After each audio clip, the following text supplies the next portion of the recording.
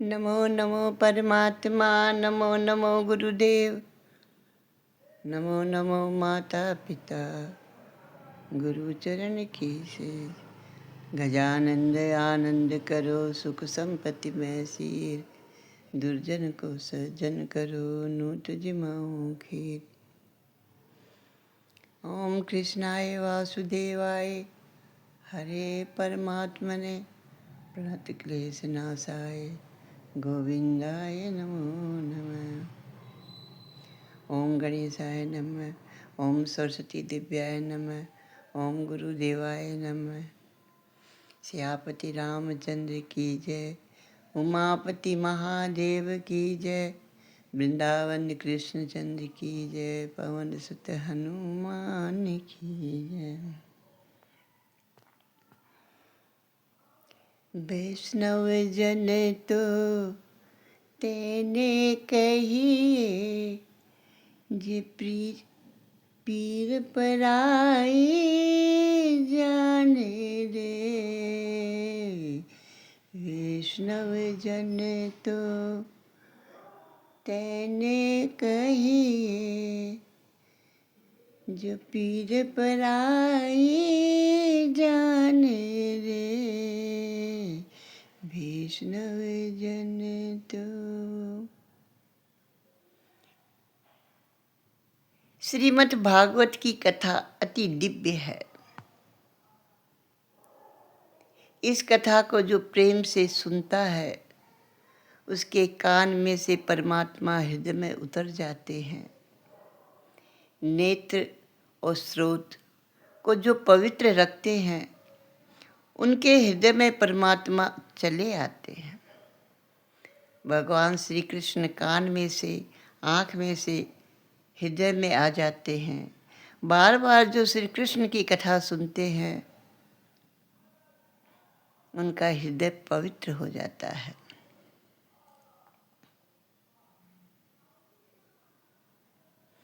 पाप भी कान के द्वारा ही मन में आता है। कान को कथा श्रवण कराओ। आप श्री भगवान की कथाएं सुनोगे तो मन भगवान में स्थिर होने लगेगा। श्री भगवान के हृदय में प्रवेश करने के लिए देह, आँख और कान उसके द्वार हैं, साधन हैं।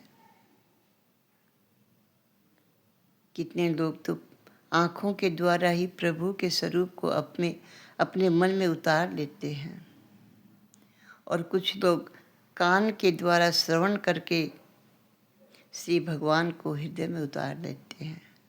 अतः आँख और कान दोनों को पवित्र रखना चाहिए।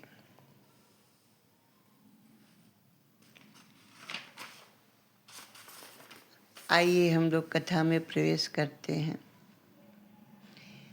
तुंगभद्रा नदी के किनारे एक ग्राम था। वहाँ आत्मदेव नामक एक ब्राह्मण अपनी पत्नी धुंधली के साथ रहता था। आत्मदेव पंडित, पढ़े लिखे ज्ञानी पंडित थे, परंतु उनकी पत्नी धुंधली का स्वभाव जो था वो क्रूर था, झगड़ने वाली थी। दूसरों की हर बात में नुक्ताचीनी करने वाली थी। आत्मदेव निसंतान थे। संतान के अभाव में आत्मदेव बड़े दुखी रहते थे। संतान प्राप्ति के लिए आत्मदेव जी ने बहुत सारे प्रयत्न किए, लेकिन उनको सफलता नहीं मिली। दुखी होकर के आत्महत्या करने का निश्चय किया और आत्मदेव वन की ओर पलायन किए। घूमते फिरते रास्ते में एक नदी आई। वहाँ पर एक महात्मा मिले। आत्मदेव उस महात्मा के पास गए और जोर से रो करके अपनी व्यथा सुनाई। आत्मदेव ने कहा, मेरे पास खाने पीने की कोई कमी नहीं है, परंतु मेरे बाद कोई खाने वाला नहीं है, इसीलिए मैं दुखी हूँ, मरने की इच्छा है। आत्महत्या करने की इच्छा से आया हूँ। महात्मा ने कहा, तुम्हें कोई संतान नहीं है तो ये तो परमात्मा की कृपा है। पुत्र और परिवार न हो तो समझ लो कि ठाकुर जी ने तुम्हारे हाथों से कोई उत्तम काम करवाने के लिए लिखा है, इसलिए तुम्हें कोई संतान नहीं दी। तुम भगवान का भजन करो, भगवान का गुणानुवाद करो, तुम्हारी आत्मा का कल्याण हो जाएगा।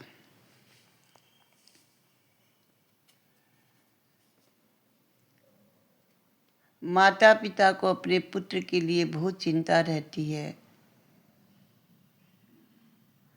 और पुत्र कोई वो अपना सब कुछ समझता है और सोचता है कि पुत्र के द्वारा ही मुझे पिंडदान मिलेगा तो मेरी सद्गति होगी। महात्मा कहते, तुम्हारा ये सोचना बिल्कुल गलत है। पुत्र किसी को सद्गति नहीं दे सकता। पिंडदान करने से पिता को सद्गति मिल जाए ये कोई ज़रूरी नहीं, क्योंकि उसके अपने किए हुए कर्म ही उसको सद्गति दिलाते हैं। नरक और स्वर्ग उसके अपने किए हुए कर्म ही दिलाते हैं।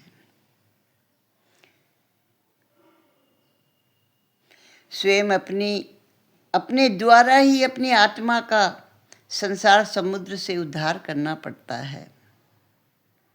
आत्मा को अधोगति की ओर न ले जाओ। जीव का उद्धार स्वयं जीव करता है। मनुष्य का अपने सिवा और कोई हितकारी हो ही नहीं सकता। यदि वह स्वयं अपना श्रेय चाहता है तो भगवान की भक्ति करके वो अपना उद्धार कर सकता है, उसे मुक्ति मिल सकती है।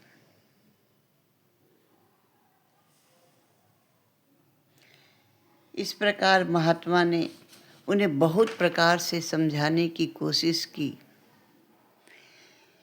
लेकिन आत्मदेव को कोई ज्ञान नहीं मिला।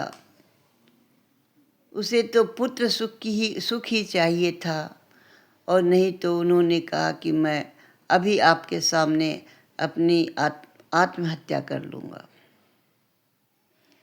महात्मा को दया आई। उन्होंने एक फल देकर कहा कि इस फल को तुम अपनी पत्नी को खिला देना, तुम्हारे यहाँ एक योग्य पुत्र पैदा होगा। आत्मदेव प्रसन्न होकर के घर लौट आया, पत्नी को फल दिया। धुंधली फल खाने के बजाय अनेक कुतर्क करने लगी। वह सोचती है कि फल खाने पर मैं गर्भवती हो जाऊंगी, परिणाम में मुझे दुख भोगना पड़ेगा, बालक का लालन पालन करना पड़ेगा, प्रसव पीड़ा सहनी पड़ेगी। उसने अपनी छोटी बहन से सारी बात बताई। उसकी बहन ने युक्ति बताई कि मुझे बालक होने वाला है, मैं तुझे दे दूंगी, तू तो केवल गर्भवती होने का नाटक कर।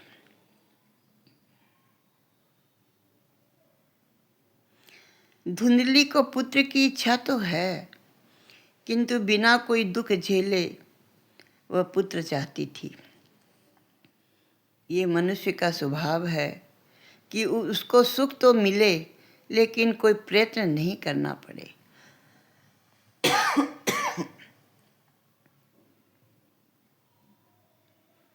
मनुष्य पुण्य करना नहीं चाहता और पुण्य के फल की इच्छा करता है। बहन के कहने पर धुंधली ने वह फल गाय को खिला दिया और स्वयं गर्भवती होने का नाटक करने लगी। बहन अपना पुत्र ले आई, जाहिर किया कि ये मेरा पुत्र है।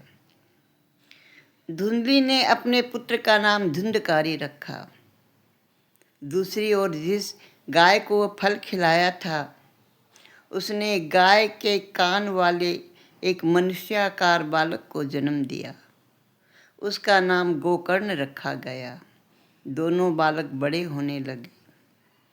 गोकर्ण पंडित और ज्ञानी हुए और धुंधकारी जो था वो दुष्ट निकला।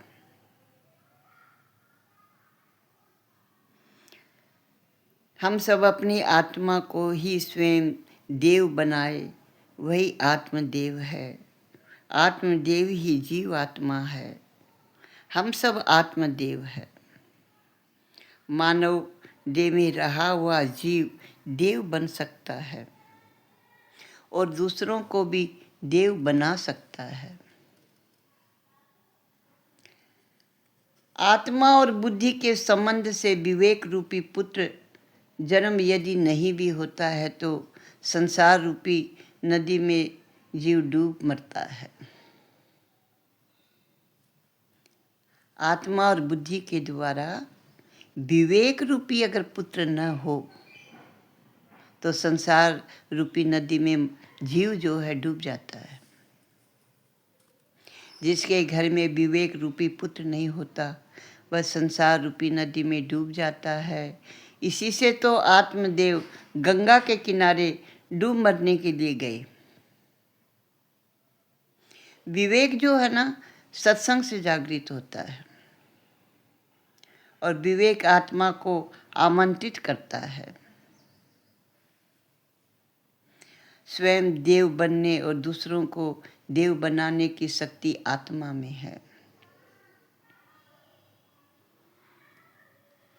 संत महात्मा द्वारा दिया गया विवेक रूपी फल बुद्धि को पसंद नहीं आया। बुद्धि धुंधली की छोटी बहन है।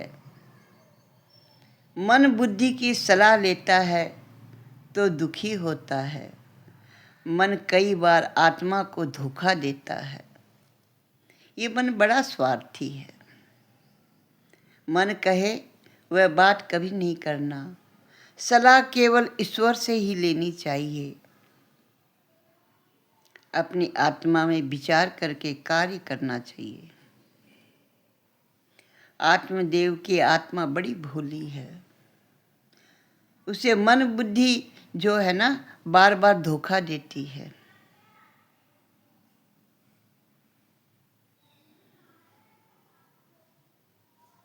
जो लोग भोले होते हैं संसार वाले उन्हें बार बार धोखा देते हैं। फल गाय को खिलाया।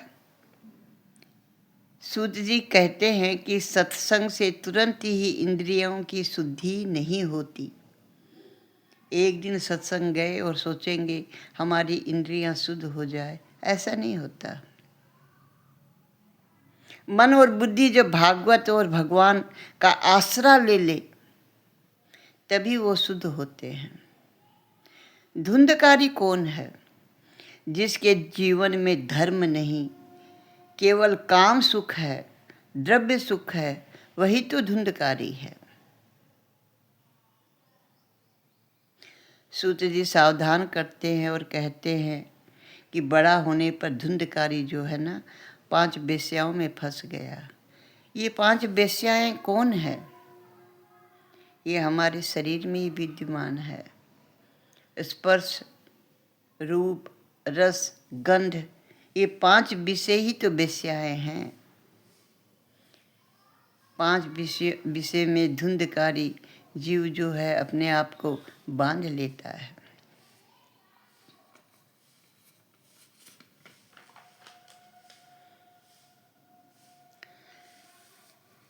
गोकर्ण जी पांडित्य को धारण किया और धुंधकारी दुष्ट बना। पुत्र के दुराचार से आत्मदेव को बड़ी ग्लानि हुई। उन्होंने सोचा इससे अच्छा तो मैं पुत्रहीन ही था। धुंधकारी ने मेरी सारी संपत्ति व्यय कर दी। वह माता पिता को पीटने लगा। आत्मदेव बड़े दुखी हुए। उनको दुखी देख करके गोकर्ण जी ने पिता के पास आकर के उन्हें उपदेश दिया, हे पिताजी, ये संसार असार है, ये दुख स्वरूप है। यहाँ पर जो मोह में बंध जाता है उसे दुख ही प्राप्त होता है। किसका पुत्र और किसका धन? संसार माया का पुत्र है। जब माया मिथ्या है तो संसार वास्तविक कैसे हो सकता है। ये देह हाड़ मांस रुधिर का पिंड है, इसे अपना मानना छोड़ दीजिए। ये संसार तो क्षण भंगुर है, इसमें से किसी भी वस्तु को अस्थायी समझ करके इसमें राग मोह नहीं करना चाहिए। हे पिताजी, आप वैराग के रसिक बन जाइए, भगवान की भक्ति में डूब जाइए, संसार मोह का त्याग कर दीजिए।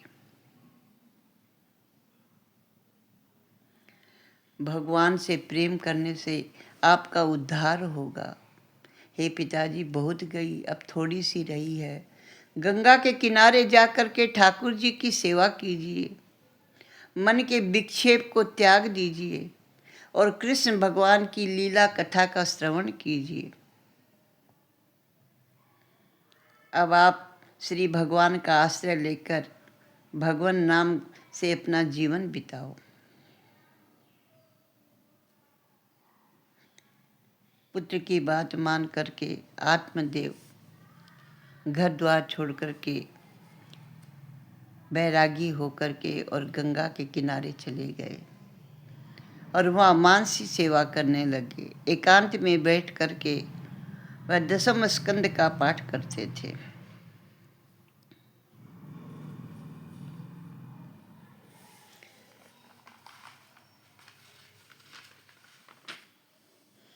धुंधकारी इधर में अनिष्ट मार्गों से धन उपार्जन करने लगा।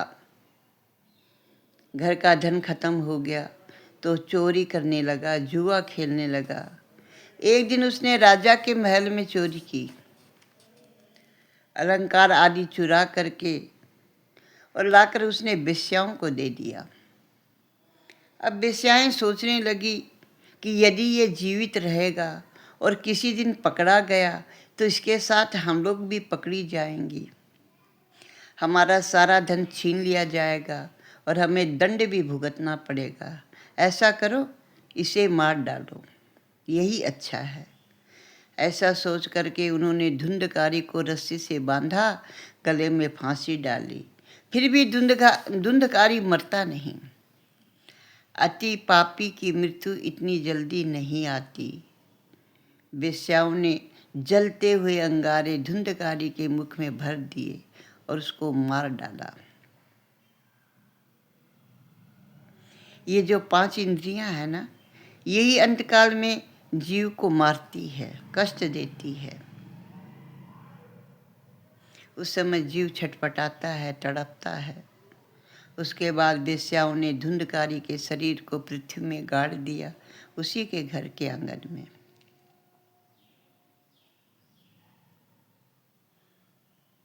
जिसके चरित्र को देखने मात्र से ही घृणा हो जाए, वही धुंधकारी है। धुंधकारी अपने कुकर्मों के कारण भयंकर प्रेत बना। पापी जो होता है वो प्रेत बन जाता है। पापी को तो यमपुरी में भी स्थान नहीं मिलता, वह प्रेत होकर के डोलता रहता है। उस समय गोकर्ण जी तीर्थ यात्रा में गए हुए थे। उन्हें वहीं पर समाचार मिला कि धुंधकारी की मृत्यु हो गई। तो गया जी गया और गया जी में जाकर के धुंधकारी का श्राद्ध कर्म किया। गया श्राद्ध श्रेष्ठ है, वहाँ भगवान विष्णु के पद हैं, इसीलिए विष्णुपद, वहाँ विष्णुपद के नाम से ये तीर्थ विख्यात है। विष्णुपद में गया जी में धुंधकारी के नाम से गोकर्ण जी ने श्राद्ध किया और फिर अपने घर को लौट आए।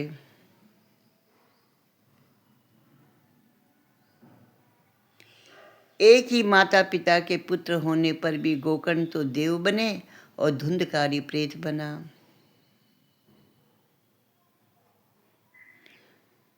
देव बनना या प्रेत होना, ये सब हमारे हाथ में है। गोकर्ण जी रात में अपने घर में सोए हुए थे, उन्हें रोने की आवाज़ सुनाई दी। मनुष्य पाप करता हुआ हंसता है, पर पाप का दंड भुगतते समय वह रोता है। गोकर्ण ने पूछा, तू कौन है? तेरी ऐसी दशा क्यों हुई? तू भूत है या प्रेत है? प्रेत ने कहा, मैं तुम्हारा भाई धुंधकारी हूँ। बहुत पाप करने के कारण मेरी ये हालत हो गई। मुझे प्रेत की योनि मिली है। गोकर्ण जी ने पूछा कि तेरे लिए मैंने गया जी में पिंड दान किया, फिर भी तू प्रेत की योनि से मुक्त क्यों नहीं हुआ? धुंधकारी प्रेत योनि से बोला कि आप चाहे कितनी बार भी गया श्राद्ध करो, मुझे मुक्ति नहीं मिलेगी। केवल श्राद्ध मात्र उद्धार से मेरा उद्धार होने वाला नहीं। गोकर्ण ने पूछा, तेरी सदगति कैसे होगी? मैं क्या करूं? उसने कहा कि आप कुछ भी उपाय करो और मुझे इस दुर्गति से बचाओ। गोकर्ण जी ने सोचकर कहा, ठीक है, मैं कल सूर्य नारायण से पूछूंगा। दूसरे दिन गोकर्ण जी ने सूर्य नारायण को अर्घ दिया और कहा कि हे महाराज, जरा रुकिए। सूर्य नारायण रुक गए। ये तीनों काल संध्या करने का फल है। जो ब्राह्मण तीनों काल संध्या करते हैं, उनमें इतना पराक्रम आ जाता है कि वो सूर्य को भी एक क्षण के लिए रोक सकते हैं। ब्राह्मण को चाहिए कि वो त्रिकाल संध्या अवश्य करे।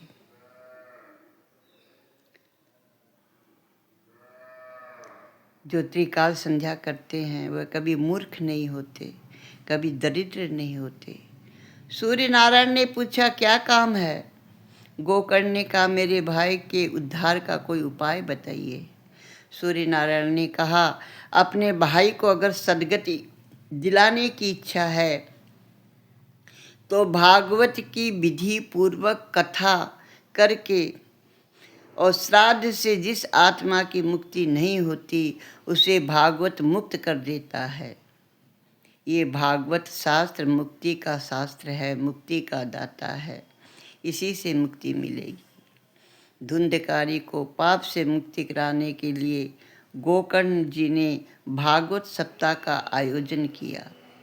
धुंधकारी वहाँ आया, किंतु उसे बैठने के लिए जब जगह नहीं मिली तो 7 गांठ वाले बांस में वह प्रविष्ट हो गया।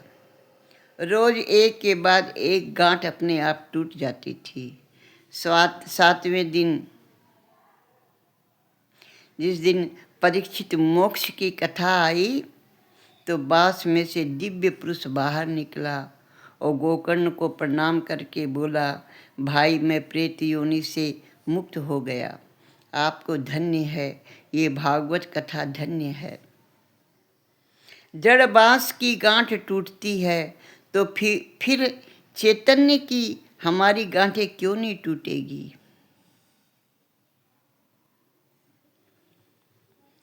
बांस अर्थात वासना, वासना रूपी बांस।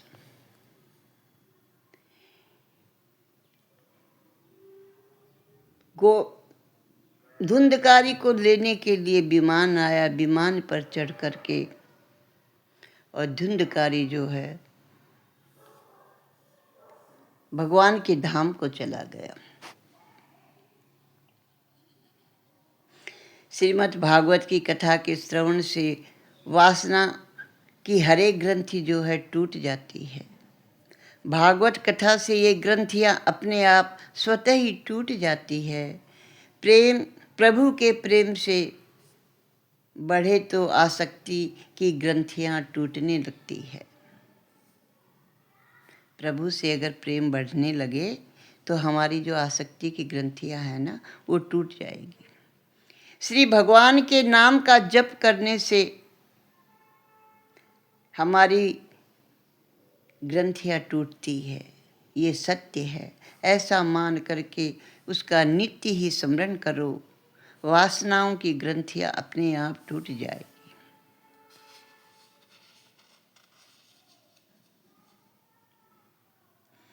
परमात्मा के चरणों में आश्रय लेकर के महापापी धुंधकारी देवता जैसा बना। धुंधकारी कहता है कि इस कथा से ही मेरे जैसे पापी भी परम गति को प्राप्त हुए। धुंधकारी को लेने के लिए पार्षद विमान लेकर आए। गोकर्ण ने पार्षदों से पूछा कि केवल धुंधकारी को लेने के लिए विमान क्यों आया है? कथा तो हम सब ने सुनी है। पार्षद कहते हैं कि धुंधकारी एक आसन पर बैठा था, अनशन करके बैठा था। रोज कथा का वो मनन करता था। प्रभु के चरणों में मन ही मन निवास करने लगा। उपवास के समय भी कुछ भी खाने पर पूर्ण उपवास नहीं होता। इसने बिना खाए पिए 7 दिन और कथा का श्रवण किया, क्योंकि उसे मुक्त होने की इच्छा थी। कथा सुनकर केवल धुंधकारी को ही मुक्ति क्यों मिली? कथा धुंधकारी को ही कथा जो है ना, धुंधकारी की तरह जो सुनते हैं, मनन करते हैं, उनके लिए, सबके लिए विमान आ सकता है। बिना दृढ़ता का ज्ञान जो है ना, वो व्यर्थ है। उसी भांति लापरवाही से किया गया श्रवण भी व्यर्थ है। संदेह, अगर मन में संदेह युक्त है तो मंत्र करना भी व्यर्थ है। व्यग्र चित्त से किए गए जप का कोई फल नहीं मिलता।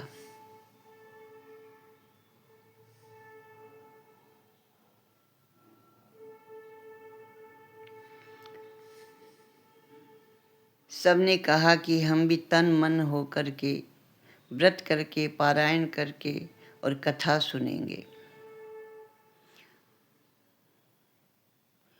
सबको प्रीति हुई, धुंधकारी की तरह हम भी कथा सुनेंगे, अतः हमें भी ये गति प्राप्त होगी। कथा का हम मनन करेंगे, ये तो उत्तम ही है, परंतु मनन न करें तो लाभ नहीं मिलेगा। उसके पश्चात गोकर्ण जी ने सावन मास में दूसरी बार कथा कराई। सबका उद्धार हुआ। उस समय वहाँ पर भक्ति महारानी प्रकट हुई, ज्ञान और वैराग्य के साथ। इस कथा से महारानी भक्ति प्रकट हो गई।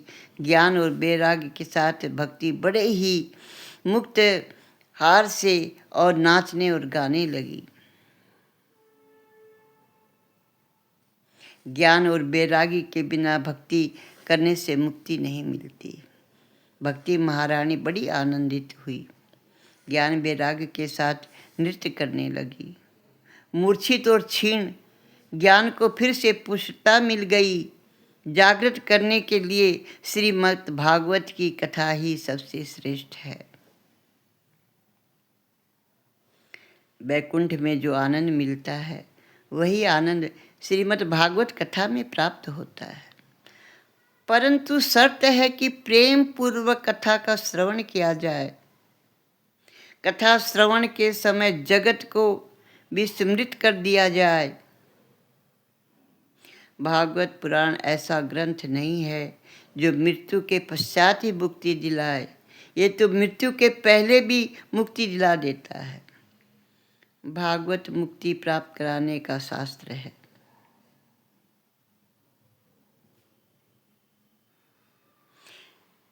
सत्य कर्म काल के नियम से आबाधित है। भगवान सत्यनारायण की कथा में भी ये कथा आती है कि सत्य कर्म करने में देरी नहीं करनी चाहिए। एक बार धर्मराज के पास जाकर एक याचक ने दान मांगा। धर्मराज ने उसे अगले दिन आने को कहा। धर्मराज यानी राजा युधिष्ठिर, या राजा युधिष्ठिर के पास एक दिन एक याचक आया और उनसे कुछ दान मांगा। तो राजा युधिष्ठिर, धर्मराज ने कहा कि तुम कल आना, मैं तुम्हें कल दूंगा। तो भीमसेन जी पास में बैठे थे। वो जोर जोर से दुंदुभी बजाने लगे। सबने कहा कि भीमसेन जी पागल तो नहीं हो गए, ये विजय दुंदुभी क्यों बजा रहे हैं? ये तो रणभूमि में विजय के समय बजाई जाती है। भीमसेन से कारण पूछने पर उन्होंने कहा कि आज हमारे बड़े भाई ने काल को, मृत्यु को जीत लिया है। वो जान गए हैं कि अगले दिन वो जीने वाले हैं। तो मेरे भ्राता धर्मराज के काल विजय के उपलक्ष्य में मैं दुंदुभी बजा रहा हूँ। महाराज को अपनी भूल का तुरंत ज्ञान हो गया और कहा कि मुझसे गलती हो गई। जानकीनाथ श्री भगवान भी नहीं जान सके कि कल प्रातः काल क्या होगा। धर्मराज ने याचक को तुरंत बुलाया और यथा योग उनको दान जो देना था तुरंत दिया। इसीलिए सत्कर्म जो है उसको तत्काल कर देना चाहिए। ये भव रोग की बड़ी भारी औषधि है। ये संपूर्ण शरीर जो है, जीव आत्मा, सारे जीव जो है ना वो रोगी हैं। सबसे दुखदाई रोग कौन सा है? जीव का ईश्वर से वियोग जो हुआ है, ये सबसे बड़ा रोग है। इस रोग के निवारण के लिए भागवत का आश्रय लेना चाहिए। श्री कृष्ण भगवान विरह रूपी रोग को दूर करने की औषधि केवल एक ही बताते हैं, भगवान के नाम का सुमरण करो। भागवत शास्त्र महापुराण का अध्ययन करो, मनन करो। रोग की परिचर्या के समय आहार विहार आदि के जो नियम है उसको मानो। जिस प्रकार रोगी को नियम रखने पड़ते हैं, वैसे ही इस कथा के लिए भी जरूरी कुछ नियम है। शुभ मुहूर्त में कथा का आरंभ होना चाहिए। कथा के वक्ता के लिए कुछ जरूरी लक्षण बताए गए हैं। पहला लक्षण विरक्त भाव। श्री सुखदेव जी जगत से स्पष्ट नहीं हैं, फिर भी वो जो है ना निर्विकारी हैं।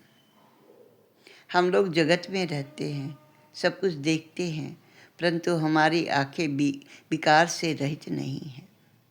सुखदेव जी की दृष्टि ब्रह्म दृष्टि है। प्रत्येक स्त्री पुरुष को वो समभाव से देखते हैं।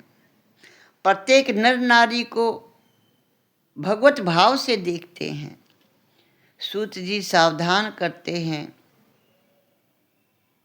क्या अर्थ है वैराग्य का? उपभोग के लिए अनेक पदार्थ जो हैं सुलभ हैं। अनेक प्रकार सुलभ होने पर भी मन आकर्षित न हो, तभी उसे वैराग्य कहते हैं। जगत के त्याग करने की कोई आवश्यकता नहीं, किंतु भोग दृष्टि से देखने की वृत्ति का त्याग करना होगा। अपनी विकारी दृष्टि को बदलना होगा। जगत को काम दृष्टि से, भोग दृष्टि से नहीं देखना चाहिए। जब भी कथा श्रवण करे, संसार से निर्लिप्त होकर सुने।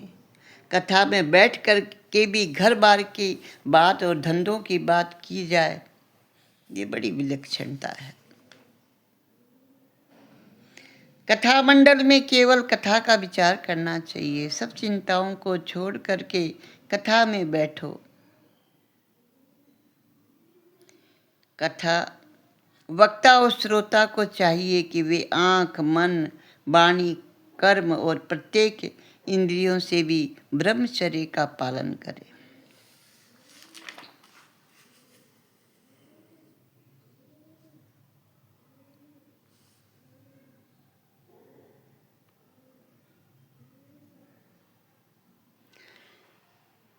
सबको वेदांत का अधिकार नहीं है। नित्यानित्य वस्तु विवेक वेदांत अधिकारी प्राप्त हो सकता है जिसके पास विवेक है, जो आचरण जिसके शुद्ध हैं, पवित्र हैं, जो बैरागी हैं।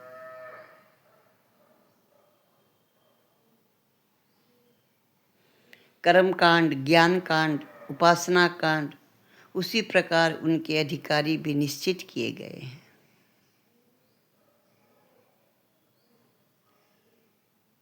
भागवत भगवान नारायण का ही स्वरूप है।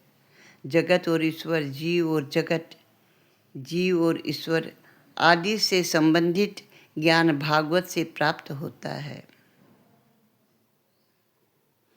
भागवत जितना सुनोगे, जितना कहोगे, उतनी बातों को जीवन में उतारा गया।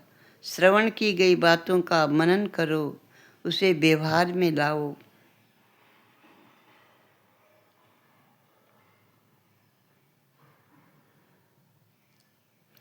श्रीमद् भागवत पुराण की ये कथा भागवत महात्म्य से ली गई है।